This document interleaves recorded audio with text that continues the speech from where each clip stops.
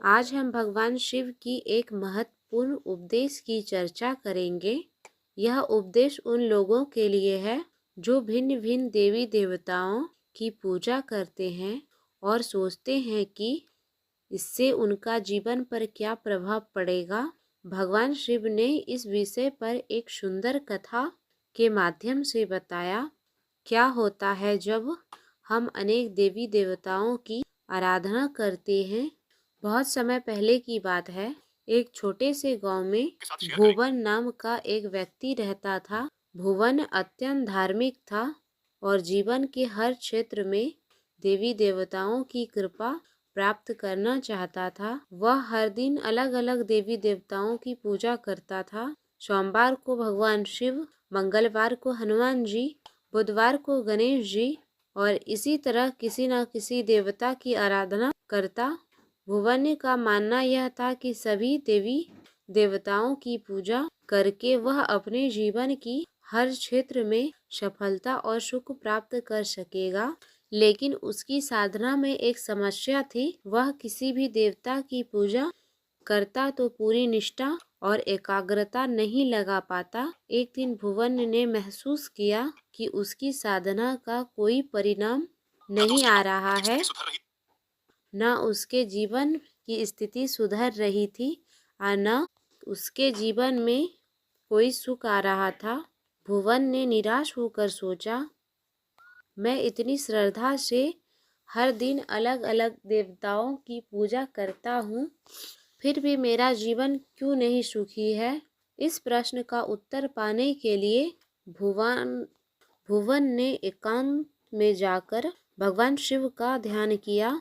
उसने पूरी श्रद्धा से भगवान शिव से प्रार्थना की, हे महादेव, कृपया मेरी समस्या का समाधान करें। क्या मेरी पूजा में कोई त्रुटि है? भुवन की सच्ची प्रार्थना सुनकर भगवान शंकर प्रकट हुए। उसने मुस्कुराते हुए पूछा, वत्स, क्या समस्या है जो तुमने मुझे पुकारा? भुवन ने सिर झुकाकर कहा, हे महादेव, मैं सभी देवी देवताओं की पूजा करता हूँ, फिर भी मुझे सुख और शांति क्यों नहीं मिलती? कृपया मेरा मार्गदर्शन करें। भगवान शंकर ने भुवन को समझाते हुए कहा, वत्स, यह सही है कि सभी देवी देवता एक ही परमात्मा के रूप हैं, लेकिन तुमने अपनी साधना में एक बड़ी गलती कर दी है। भुवन आश्चर्य से पूछा, हे महादेव, मेरी गलती क्या है? भगवान शिव ने समझाया, वत्स, जब तुम भिन्न भिन्न देवताओं की पूजा करते हो लेकिन उनमें से किसी एक के प्रति पूरा निष्ठा और समर्पण नहीं रखते तो तुम्हारी साधना अधूरी रह जाती है। उन्होंने एक उदाहरण देते हुए कहा, मान लो तुम्हारे पास 5 खेत हैं और तुम हर खेत में थोड़ा थोड़ा बीज बोते, लेकिन किसी भी खेत की देखभाल नहीं करते, क्या तुम्हें अच्छी फसल मिलेगी? भुवन ने सिर हिलाकर कहा, नहीं महादेव, फसल अच्छी नहीं होगी। भगवान शिव बोले, यही नियम साधना पर भी लागू होता है। जब तुम किसी एक देवता को अपनी आराध्य मानकर उसकी पूजा में पूर्ण निष्ठा लीन हो जाते हो, तब तुम उस देवता की प्राप्त होती है कृपा। अन्य देवी देवताओं की पूजा करना गलत नहीं है, लेकिन तुम्हें यह समझना होगा कि सभी देवता एक ही ब्रह्म के रूप हैं। भगवान शंकर ने भुवन को यह सलाह दी, वत्स, अपनी साधना को एक दिशा दो।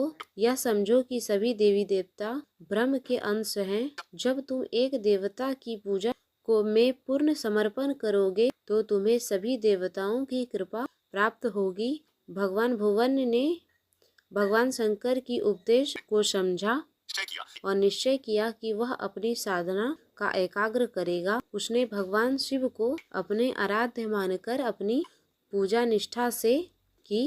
कुछ ही समय में उसकी जीवन में सुख, शांति और समृद्धि आने लगी। यह कहानी हमें सिखाती है कि सभी देवी देवता एक के परमात्मा के स्वरूप हैं। किसी एक देवता की पूजा में पूर्ण निष्ठा समर्पण से हमें सभी देवताओं की कृपा प्राप्त होती है। भिन्न भिन्न आराधना करना गलत नहीं है, लेकिन साधना में एकाग्र और समर्पण होना आवश्यक है। भगवान शिव का यह उपदेश हमें बताता है, भक्ति में स्थिरता और निष्ठा कितनी मायने रखती